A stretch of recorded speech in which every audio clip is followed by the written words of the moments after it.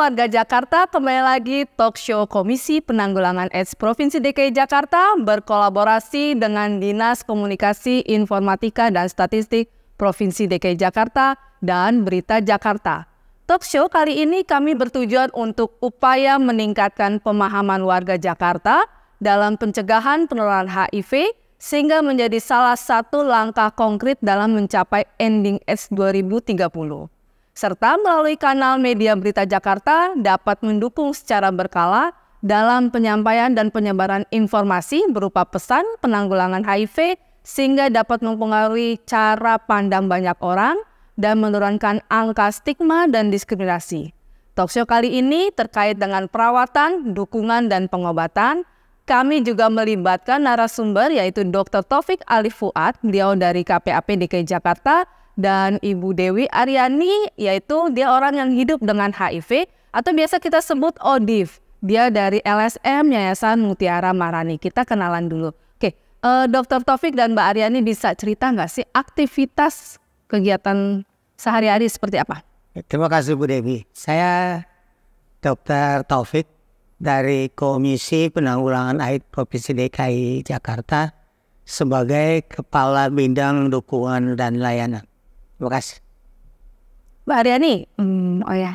Salam kenal, saya Bu Devi. Saya Dewi Aryani dari Yayasan Mutiara Maharani. Sayanya positif HIV. Oke. Nah, sebelum kita pengen tahu ya kenapa sih Mbak Dewi ini bisa positif HIV, cerita tentang kehidupannya, kita pengen tahu dulu nih Dok, untuk Dr. Taufik. Ceritakan situasi kasus HIV saat ini seperti apa dan program HIV di DKI Jakarta apa saja yang sudah dilakukan. Silakan. Ya, di DKI Jakarta kita sebagaimana banyak provinsi lain ada kasus HIV. Diestimasi DKI Jakarta oleh Kementerian Kesehatan ada 80.000 lebih kasus dan sudah ditemukan hampir 80% kasus HIV positif tersebut. Nah, mereka sudah ditemukan ini kemudian kita tawarkan untuk makan obat namanya ARV, antiretroviral. Nah, mereka ini hampir 50% secara teratur minum obat yang disebut ARV dan obat ini harus dimakan setiap hari. Setelah mereka minum obat ini secara teratur, nanti ada satu periode di mana kita akan mengecek kemajuan pengobatan tersebut.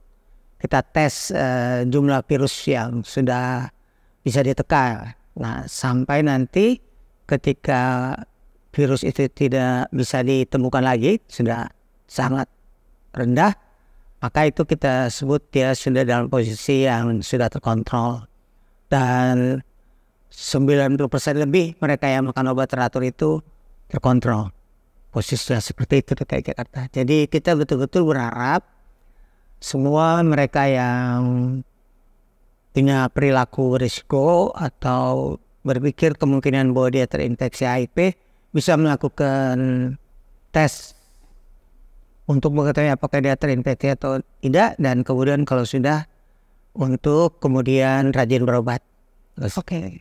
Nah, sebelum kita pengen tahu tuh apa itu tadi ada ODIF, ada obatnya dan sebagainya. Dokter bisa jelasin nggak sih apa itu HIV, apa itu AIDS, apakah itu ada persamaan atau perbedaan seperti itu, Dok? Ya, HIV dan AIDS harus kita bedakan. Pertama HIV. HIV itu singkatan dari Human Immunodeficiency Virus. Jadi itu menyatakan adanya virus. Seperti kita kenal juga ada virus influenza, virus demam berdarah, ada virus COVID. Nah, ini virus HIV. Nah, kalau orang ini terinfeksi oleh virus HIV, maka kita sebut dia orang dengan HIV. Dia kita sebut HIV positif. Tadi Ibu Dewi mengenalkan dirinya sebagai HIV positif. Artinya di badannya ada virus HIV. Nah, sepanjang dia sudah diketahui badannya mengandung virus HIV, maka itu tadi kita selalu mengimbau untuk teratur minum obat yang kita sebut antiretroviral. Obat antiretroviral ini, ARV, disediakan oleh pemerintah. Di DKI Jakarta disediakan di banyak tempat semua puskesmas kecamatan menyediakan obat ini secara gratis. Juga banyak rumah sakit tersebar di DKI Jakarta. Sehingga kalau mereka makan obat ini, maka di badannya virus ada tapi tertekan. Kalau tidak minum obat, tidak minum obat ARV dengan teratur, maka kondisinya bisa memburuk. Virus di dalam badannya akan naik, sehingga daya tahannya turun, menjadi rendah. Dia mudah terinfeksi oleh banyak penyakit yang lain. Kalau dia kena diare bisa sampai lama. Kalau kita kena diare mungkin sehari, 2 hari sembuh. Kalau orang yang terinfeksi, tidak teratur minum ARV, diare bisa lama. Kalau dia terkena TBC, tuberkulosa, biasanya kita TBC bisa berobat 6 bulan, paling lama 9 bulan sembuh. Kalau orang dengan HIV dan tidak teratur minum obat ARV, maka dia bisa harus lebih lama makan obat ARV. Jadi kalau banyak penyakit yang diidap seorang yang terinfeksi HIV tersebut, maka dia HIV positif, ada virus di badannya, daya tahan rendah, dia banyak penyakit-penyakit yang lain. Nah itu kondisinya udah kita sebut AIDS, singkatan dari Acquired Immunodeficiency Syndrome. Jadi dia ada kumpulan gejala penyakit yang lain. Termasuk yang paling jauh adalah ada kanker, misalnya dia bisa terkena. Oke, warga Jakarta mungkin pengen tahu ya dok, bagaimana sih penurunan HIV? Apa saja penurunan HIV bisa masuk ke dalam tubuh kita, dan apakah hubungan sosial yang biasa kita lakukan itu bisa menularkan HIV nggak sih dok? Ya, jadi virus HIV ini ditemukan di darah, ya, di dalam darah kita ada. Kalau kita terinfeksi virus HIV, maka virus tersebut ada di darah. Virus tersebut juga ada di cairan sperma, laki-laki di cairan sperma, kalau wanita di cairan vagina. Dan dia juga ditemukan di air susu ibu dari ibu yang hamil dan menyusui, ya. Jadi dia di dalam susunya itu ada virus HIV. Nah, jadi karena virus tersebut ada di darah, ada di air susu ibu yang HIV positif tadi, dan ada di cairan vagina dan cairan sperma, maka dia menular lewat situ. Kalau darah, jadi kalau terjadi pertukaran darah, maka dia bisa tertular. Yang sering kita temukan mereka yang menggunakan narkoba suntik. Jadi narkoba suntik dan dia suka sharing jarum, maka bisa terjadi penularan virus HIV lewat darah, dan itu langsung masuk ke darah, dia tertular. Jadi penggunaan narkoba suntik. Bisa juga lihat di setiap perlukaan itu akan bisa menularkan HIV kalau salah satunya mengidap di badannya itu ada virus HIV. Jadi misal tindakan operasi kalau tidak steril, transfusi kalau tidak steril. Tetapi di DKI Jakarta kita alhamdulillah PMI memeriksa darah dengan ketat. Apakah ada penyakit-penyakit lain termasuk HIV. Bisa dideteksi, sehingga kita alhamdulillah dengan dukungan pemerintah DKI Jakarta, darah yang ditransfusikan sangat aman untuk mereka yang memerlukan. Itu yang lewat darah. Kemudian lewat cairan sperma dan cairan vagina. Nah ini tentu saja lewat hubungan seks. Jadi kita sebut hubungan seks yang tidak aman. Jadi kalau yang laki atau yang perempuan, salah satu atau keduanya ada virus HIV, dia HIV positif, maka bisa terjadi penularan. Karena itu kita tawarkan kalau ada salah satu yang terinfeksi HIV, menggunakan hubungan seksual yang aman, menggunakan kondom, sehingga tidak terjadi penularan. Nah, kalau ibu hamil dan dia ingin menyusui anaknya, maka kita juga punya program untuk ibu hamil makan obat secara teratur, nanti ketika melahirkan nanti akan ditolong oleh dokter kebidanan dengan cara yang aman, dan nanti ketika bayinya lahir juga akan ada program untuk memberi air susu ibu yang aman juga, dan selama itu ibu tetap makan obat ARV. Jadi kalau kita terinfeksi HIV, makan obat teratur, virus tertekan, insya Allah tidak terjadi penularan. Jadi hubungan kehidupan sosial hari-hari, misalnya kita salaman, itu tidak akan menular. Ya, ngobrol begini tidak akan menular. Makan bareng, makan sepiring berdua tidak akan menular. Berenang, kolam renang tidak akan menular. Jadi kalau terjadi hubungan seksual yang tidak aman tadi bisa menular. Ya, jadi narkoba suntik bisa menular. Jadi hubungan sosial hari-hari tidak akan menularkan. Cepika-cepiki.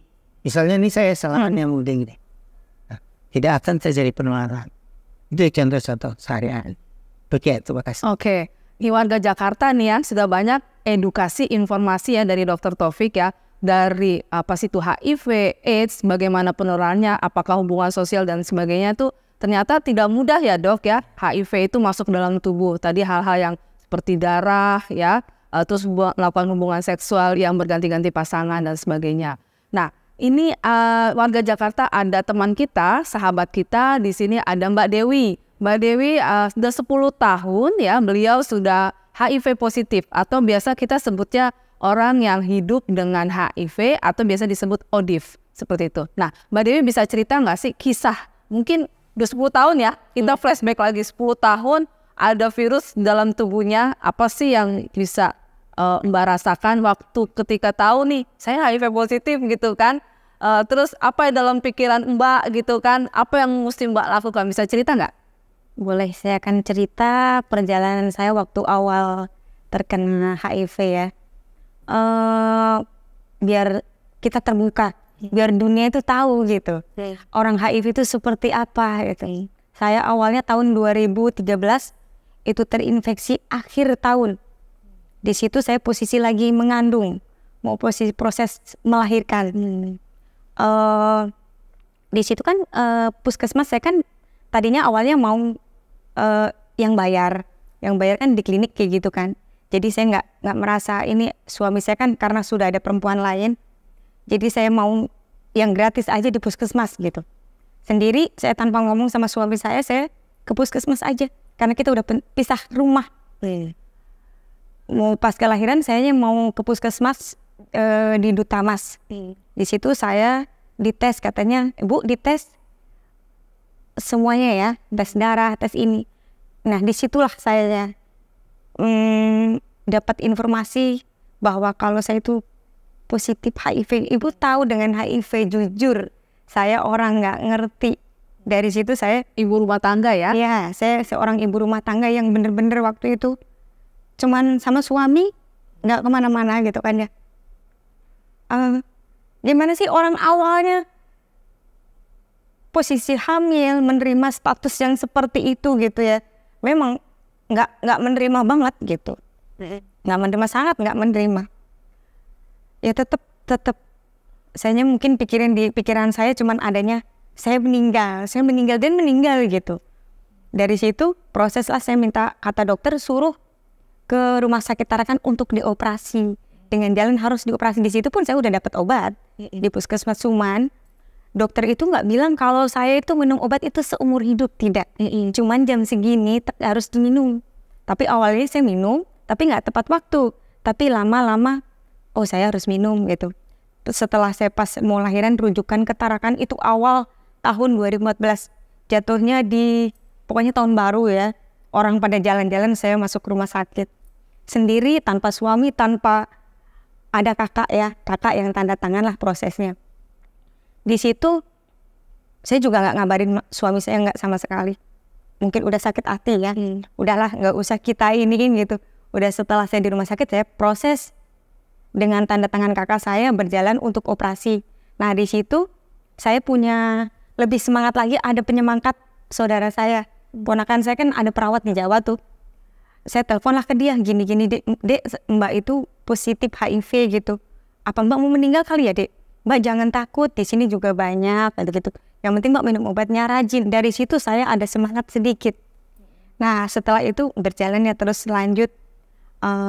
Tetap proses saya ngurusin anak sendiri tiap hari juga ya. Mau kontrol, kan itu anak juga harus minum obat profilaksis pencegahan buat bayi gitu. Yang saya pikirin, anak saya kena enggak, anak saya enggak gitu. Ya Allah, kalau memang anak saya kena, gimana saya ya? Saya minum obat, anak saya minum obat dari kecil, dari bayi gitu. Anak nggak tahu apa-apa gitu. Nah proses lah gitu berjalan tiap harinya seperti itu. Saya sih udah nggak mikirin suami yang sudah nikah sama perempuan lain, enggak ya. Meskipun ya ada rasa sakit hati gitu, sakit hati sebetulnya. Kalau nggak dari dia, sama siapa gitu kan. Tapi saya juga nggak mau menjelekkan dia. Karena posisi saya yang setelah saya tahu suami saya ya gitu. Suka bilang dulu waktu rumah tangga sama saya juga bilangnya mau ke tante-tante seperti itu kan. Ya saya juga nggak, karena saya ibu di dalam nggak pernah kemana-mana, nggak boleh kemana-mana. Terus yang kedua mungkin ada satu lagi, apakah saya mungkin dari suami saya, masih pertanyaan sebetulnya. Apakah saya dari jarum suntik? Karena dari posisi saya habis disiksa suami itu, saya sempat itu manisnya nggak kenal orang itu, nggak kenal sama sekali. Saya jalan, posisi habis disiksa suami saya nikah sama orang lain. Posisi mungkin pikiran saya kosong kali ya. Kenal lah, ketemu sama orang di depan Citraland. Saya nggak kenal itu orang dari mana, dia pakai celana pendek. Cuman saya kesini saya baru berpikir, orang apa dari situ? Kan saya lihat itu kakinya udah ruam-ruam kayak gitu. Karena ada saya di situ disuntik sama dia, dikasih minuman, diajak atau katanya daerah Roxy. Seingat saya daerah Roxy. Cuman Roxy-nya di mana dari dulu saya belum hafal daerah situ. Orang bodoh begitu ya. Iya. Jadi dari situ saya diajak dia dikasih minuman. Di situ saya nggak sadar diri, tapi di warung disuntiklah dia itu sekali. Itu sekali seumur hidup saya. Apakah dari situ? Apakah dari suami saya? Saya tidak mau cari tahu. Intinya suami saya pun tahu. Saya udah kasih tahu bahwa saya positif seperti ini. Kalau bukan dari kamu, dari siapa? Saya gitu tetap jatuhnya tetap sebenarnya dendam. Cuman ya sudahlah. Nah dari situ saya terus tiap hari cari kesibukan buat kerja. Lama-lama saya menerima kerja dari restoran, dari sekarang ke itu kan dari LSM gitu. Nah dari LSM lah saya terbantu gitu, dapat informasi yang lebih, ada peningkatan. Oh hidup saya tuh minum obat saya tetap teratur tiap hari karena saya punya cita-cita untuk anak-anak saya ke depan, melihat mereka itu sukses gitu. Jangan cukup saya aja. Itu mungkin masa lalu saya. Tapi jujur sampai detik ini sih masih ada rasa dendam ke suami, masih bener-bener masih nggak menerima gitu. Karena saya orang bener, orang baik. Kenapa harus saya? Kenapa nggak harus orang yang ibaratnya jual diri kayak gitu loh? Itu aja gitu. Kalau tahu gitu mendingan saya dulu jadi orang nakal aja kan, bebas gitu. Udah puas. Kenapa sekarang saya ke itunya korbannya saya gitu aja. Ya itu pengalaman saya sih ya. Mudah-mudahan sih jangan sampai yang orang yang punya HIV ditularkan ke yang tidak gitu. Mendingan kita lebih terbuka. Oh saya ini. Kalau memang orang ya kita lihat-lihat dulu, kita mau ngasih tahu info ya ke siapa orangnya gitu. Jangan main saya HIV lo gini-gini, enggak juga. Ya alhamdulillah sih. Kalau saya sih nggak merasa takut, nggak merasa malu untuk siapa saya. Saya sekarang juga apalagi kerja di Yayasan Mutia Maharani itu lebih ke lapangan, lebih ke penasun. Mereka pemakai jarum suntik dan di situ pun saya harus bekerja, harus turun ke lapangan, yang ke kolong, yang kemana gitu. Tapi saya tetap kalau ketemu ada yang positif, ada yang apa, hayo minum obat. Mereka nggak percaya, jadi saya tetap lihat saya. Tapi lihat dulu orangnya juga. Kalau dia memang bener-bener nggak rutin, nggak mau minum obat, saya contohin diri saya sendiri, terbuka saya. Kamu lihat saya sakit apa tidak? Segitu. Ibu sehat, saya sehat kelihatannya, tapi badan saya harus minum obat. Seumur hidup saya minum obat, saya gituin. Nggak percaya juga. Saya liatin obat nih, obat saya harus minum obat ini. Karena saya punya masa depan buat anak-anak dari situ. Meskipun ya sebetulnya ya gimana ya, tapi kalau saya untuk menolong orang, saya lebih hayu gitu. Nggak bisa lihat orang itu nggak mau minum obat terus sampai dia sampai kurus kering. Contohnya saya aja gitu, nggak usah jauh-jauh. Ya, Mbak Dewi ini kan sudah 10 tahun ya, HIV positif. Bisa cerita nggak? Pernah nggak sih ngalamin yang namanya stigma diskriminasi, baik untuk keluarga ya? Mungkin saya nggak perlu tahu juga ya. Tahun keberapa sih Mbak mau open status ya? Ngasih tahu, saya HIV loh gitu, atau keluarga ketika tahu langsung ada pengucilan atau masyarakat teman seperti itu? Kalau waktu itu sih sempat paling ke keluarga saya aja. Ada salah satu kakak saya kan mungkin dia lebih sebetulnya sekolahnya juga rada tinggi, ngerti lah ya. Dari itu saya ngomong awalnya gitu, saya cerita kalau saya ke orang tua, saya bilang saya tuh mau meninggal, gak usah banyakin pikiran saya cuma itu aja. Terus beberapa tahun kita kumpul itu di rumah saya di Jawa tuh kan, Lebaran dari kumpul gitu. Kayaknya saya masak nih, kakak saya kok nggak mau makanan saya gitu. Tapi mereka lihat posisi saya tuh dari saya nol sampai saya bisa kebangun gubuk, ibarat kata ya. Orang tua saya tadi gubuknya rumahnya dari kalau di Jawa itu dari kayu. Sekarang kan saya udahlah, emak saya masih sehat, masih hidup, orang tua saya dari dulu saya susah, saya buktikan ke saya bahwa saya itu bisa hidup dengan HIV. Saya bikin rumah, saya pokoknya udah nyaman sekarang, alhamdulillah. Nah dari situ mungkin kesini kakak saya sering ngasih uang ke orang tua tiap bulan.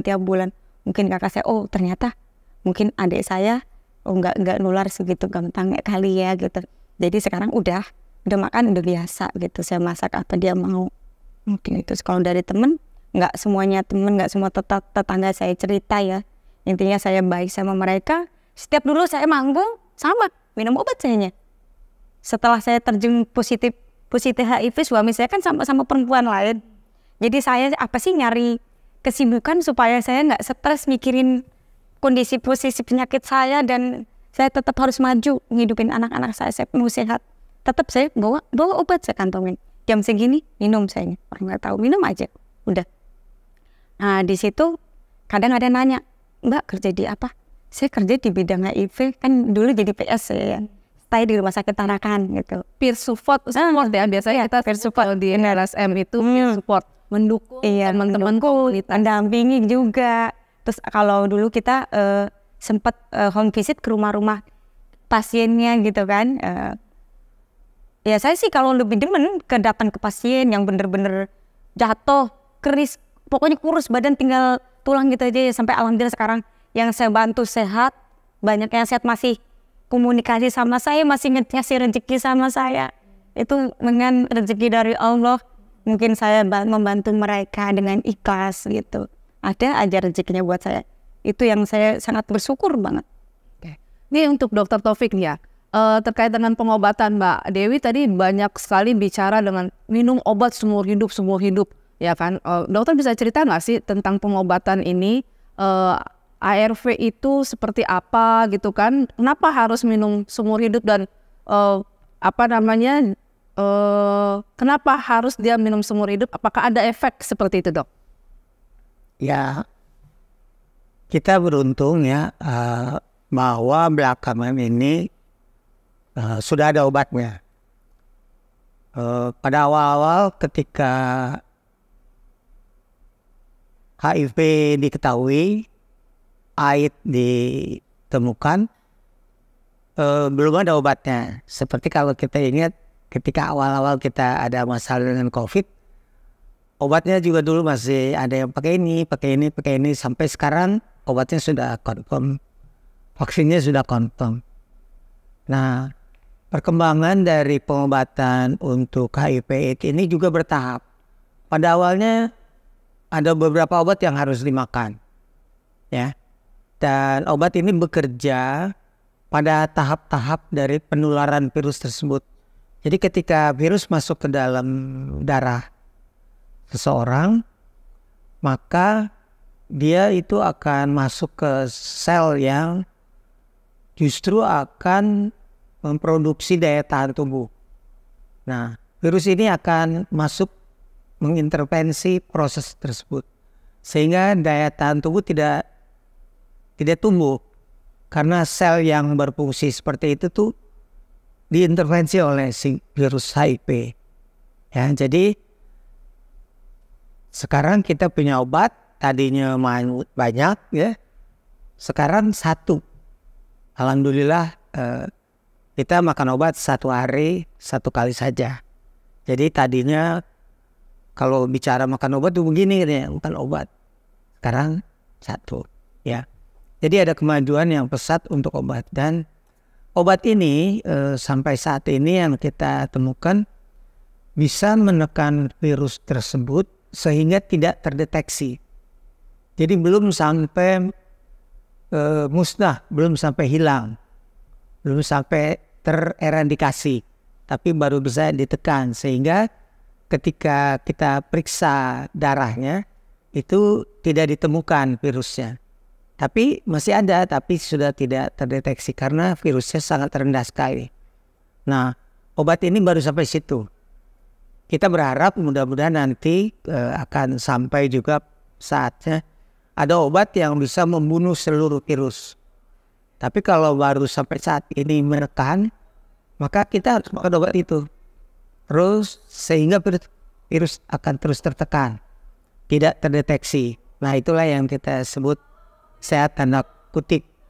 Karena itu obat ini harus dimakan seumur hidup. Meskipun dia sudah merasa sehat, merasa segar, berat badan sudah oke, semuanya ya, tapi harus dipahami bahwa masih ada virus. Kalau tidak makan obatnya, maka virusnya bisa tumbuh lagi, meningkat. Jadi kita sangat menganjurkan untuk teratur minum obat. Bisa hubungi puskesmas atau rumah sakit di mana yang mereka sudah biasa mengambil, dan makan teratur pada waktu yang sudah ditentukan. Dan nanti kalau obat itu mau habis, bisa ambil lagi. Di DKI Jakarta kita alhamdulillah, kalau kita termasuk ODIF yang rajin berobat, teratur berobat, puskesmas bisa kasih obat lebih dari 1 bulan, ambil 2 bulan. Bahkan kalau sudah kena lagi, bisa dianterin pakai Gojek, pesen pakai Gojek, dianterin. Jadi kita di DKI Jakarta ada namanya multi-month dispensing. Jadi mereka bisa dapat lebih dari 1 bulan. Jadi sangat akan menolong. Gitu juga. Jadi ada lagi yang namanya tadi Jack antar. Jadi bisa dikirim obatnya. Jadi banyak kemudahan untuk teman-teman kita yang terinfeksi HIV. Oke. Nah, teman-teman warga Jakarta banyak juga teman-teman yang ODIF, orang yang hidup dengan HIV itu merasa bosan, ya kan? Bosan dengan minum ARV karena harus tepat waktu dan tiap hari harus dia minum, nggak boleh stop gitu, nggak bisa yang namanya Senin minum, Selasa minum, Selasa enggak dan sebagainya. Nah, kalau Mbak Dewi ini 10 tahun, ya kan, saya minum obat antibiotik aja merasa bosan gitu kan. Ini Mbak Dewi 10 tahun. Pernah nggak sih ngerasain bosan, jenuh, akhirnya nggak minum lagi, minum lagi seperti itu, Mbak? Kalau saya sih jujur dari awal, dari tahun 2013 itu nggak pernah namanya nggak minum obat sama sekali. Karena saya punya prinsip, saya pengen sehat. Satu, pengen sehat, anak saya jangan sampai ketular udah gitu. Tapi ya suami saya juga jangan sampai ketular gitu. Karena saya menjaga suami saya pun negatif. Saya tes dia HIV-nya, alhamdulillah negatif. Itu yang saya jaga keluarga saya, karena saya nggak mau sampai suami saya pun tertular dengan penyakitnya, cukup saya aja. Gitu. Jadi warga Jakarta ini luar biasa nih ya, Mbak Dewi ini ternyata anaknya tiga-tiga negatif semua ya, negatif, dan pasangan yang sekarang juga negatif gitu kan. Hanya Mbak Dewi, stop hanya di Mbak Dewi saja ya. Saya cukup saya aja. Iya. Dan waktu mulai dari 10 tahun ini apa nggak pernah merasakan efek samping gitu loh, minum ARV gitu? Awal minum obat itu kan kita sebelum pasca mau operasi itu ya. Mau operasi itu kan saya awal minum obat. Itu sempat luka saya, semua badan saya itu kayak terbakar gosong semua. Cuman apa kok saya jadi kayak gini gitu, merasa gini, ini kenapa, apa saya mau mati apa gimana gitu. Lambat laun pelan hilang dengan sendirinya, pelan sedikit hilang gitu. Oh ternyata seperti ini, tapi saya nggak tetap nggak jenuh gitu. Minum obat sebetulnya kadang nggak mual gitu, ada rasa mual sih awalnya, mual pusing, tetap saya aktivitas kerja. Waktu itu posisi saya masih awalnya kerja di restoran, tetap saya minum. Alhamdulillah kesini membaik kondisinya saya, ya terjun ke LSM, jadi lebih banyak ilmu, di Tarakan saya banyak kenalan pokoknya dengan semuanya di pusat ya, yang di Tarakan, yang di Cipto, yang di rumah sakit Islam, di puskesmas semuanya kan saya udah termasuk kenal semua gitu, pernah incas di sana gitu. Ya alhamdulillah mereka baik menerima kita dengan ini gitu.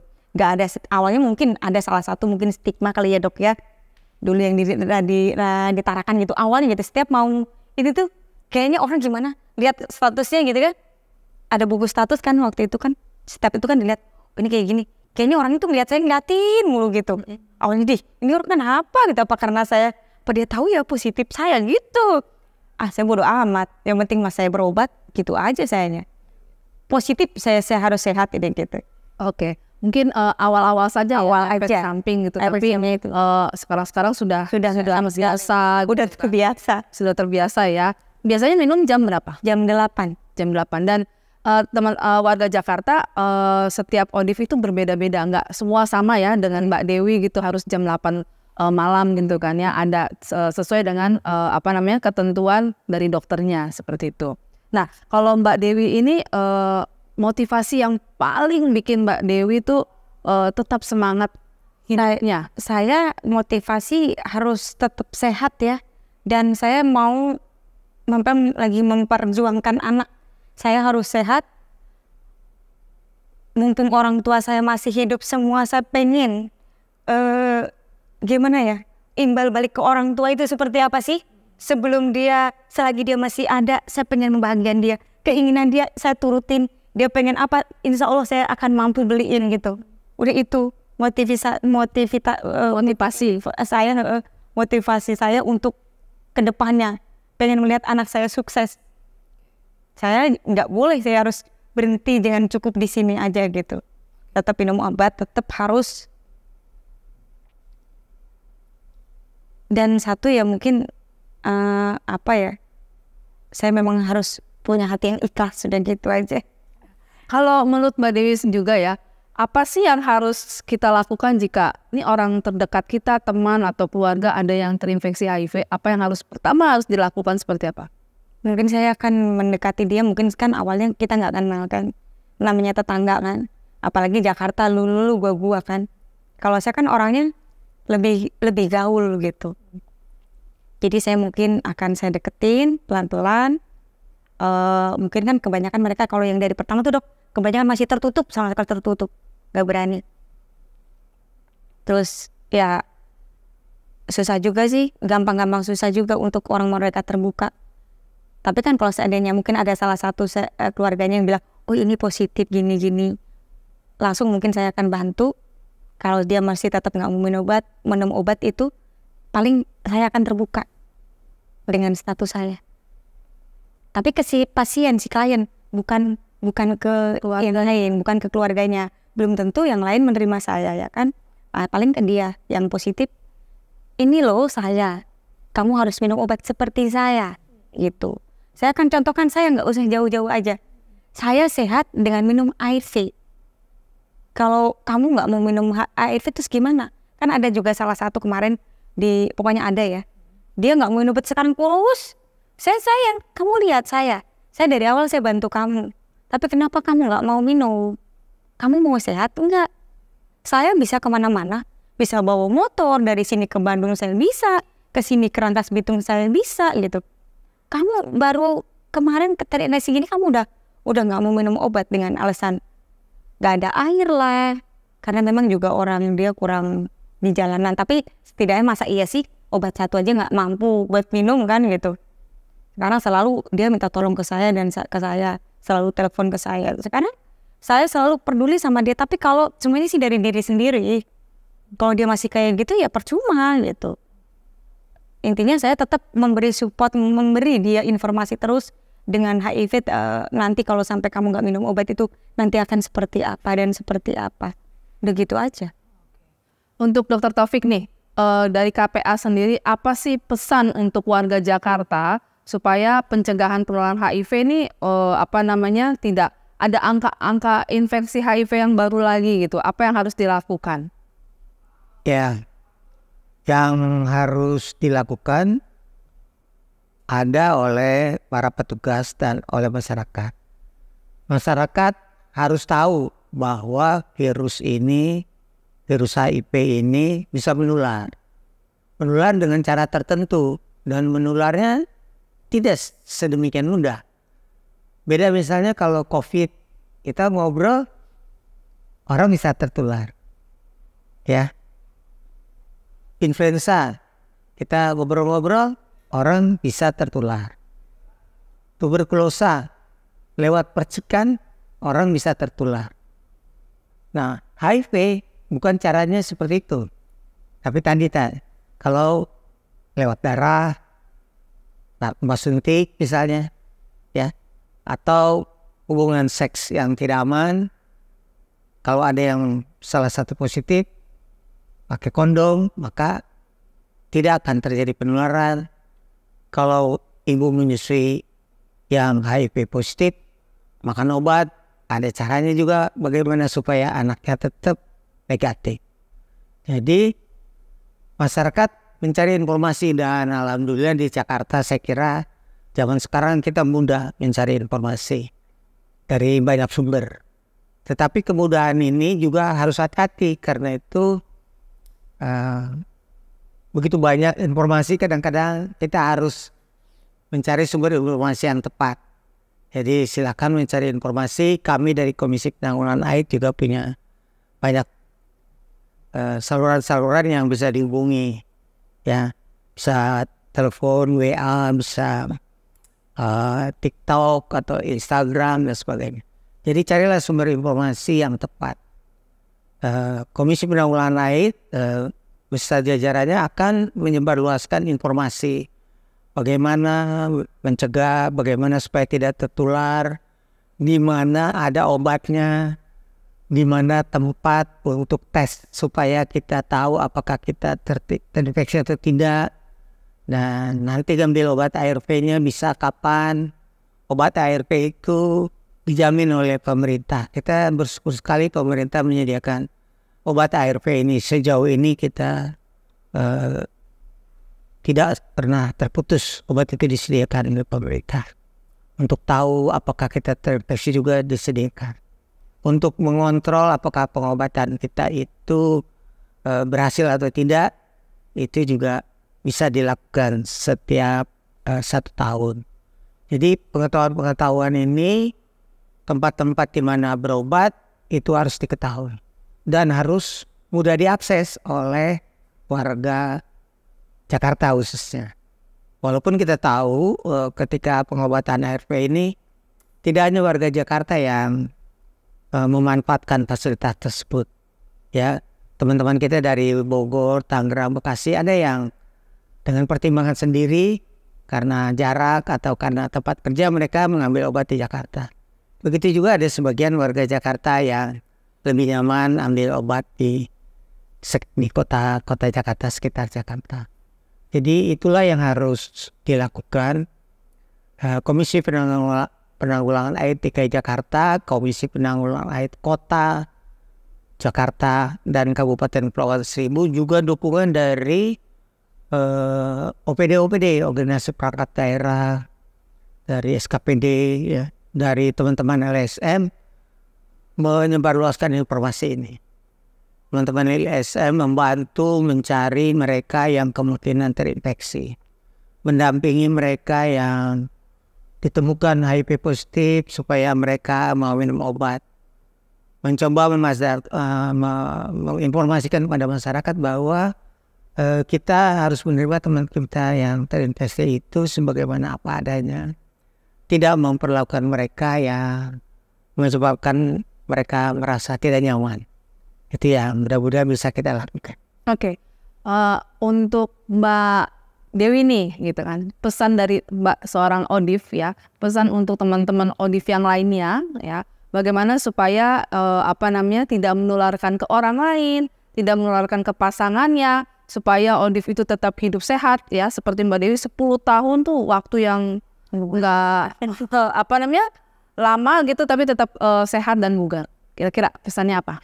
Pesan saya buat yang positif HIV nih ya, kalau memang dia belum punya pasangan nih, pasangan seandainya contoh kalau saya kan belum punya suami gitu seandainya gitu, harusnya kita terbuka gitu sama dia, kita buka status lah, jangan sampai kita tutupin gitu, karena ditutupin juga tapi suatu saat pasti dia akan tahu juga kamu minum obat apa gitu. Atau mendingan kita jujur apa adanya. Kalau kita minum obat seumur hidup, yang penting satu, viralud kita tidak terdeteksi, udah. Jadi ya tidak 100% menularkan ya dok ya, kalau virus tidak terdeteksi. Karena saya selama ini jujur saya dari awal viralud tidak pernah terdeteksi. Saya nggak pernah pakai namanya kondom dok. Alhamdulillah suami saya tidak masalah dan tidak positif HIV, cukup saya aja. Tapi alhamdulillah kesitunya, yang penting jangan sampai menularkan ke yang lain. Jaga pasangan kita, jangan sampai ya kalau seandainya pengen, maksudnya kalau laki-laki kita mau sendiri kan ya, pakailah kondom gitu, biar supaya tidak menularkan ke yang lain. Yang di rumah diem, yang satunya kan kelayapan keluar tuh dok. Jadi yang kayak gitu kita kan yang perempuan nggak tahu gitu ya, namanya laki-laki di rumah gimana tunduk sama istri, nggak taunya di luar udah kelayapan, nggak jelas lah ya. Kita nggak tahu, kita bukan menuduh tapi gitu kan. Tapi memang kebanyakan seperti itu, baiknya ya pakai kondom lah gitu, jangan sampai menularkan ke yang lain gitu. Itu aja sih. Oke. Warga Jakarta, terima kasih nih Dr. Taufik, Mbak Dewi, itu informasi yang luar biasa sekali ya. Ini menjadi informasi untuk warga Jakarta bahwa HIV, orang yang hidup dengan HIV itu tidak lagi harus kita stigma diskriminasi gitu. Mereka sama dengan seperti kita gitu kan. Mereka juga punya motivasi-motivasi bahwa mereka harus sehat dan sebagainya. Nah, HIV bukanlah akhir perjalanan hidup. Awali perjalanan hidup baru teman-teman dengan rutin minum ARV. Meski hidup dengan virus HIV, kamu bisa menikmati hidup dan mencapai cita-cita dan usia panjang. Semua ini hanya dengan memulai pengobatan secara rutin, minum ARV dan hidup sehat. Sekali lagi terima kasih, talk show kali ini hasil kerjasama KPAP DKI Jakarta dengan Dinas Komunikasi, Informatika dan Statistik Provinsi DKI Jakarta, beserta juga dengan Berita Jakarta. Semoga bermanfaat bagi warga Jakarta.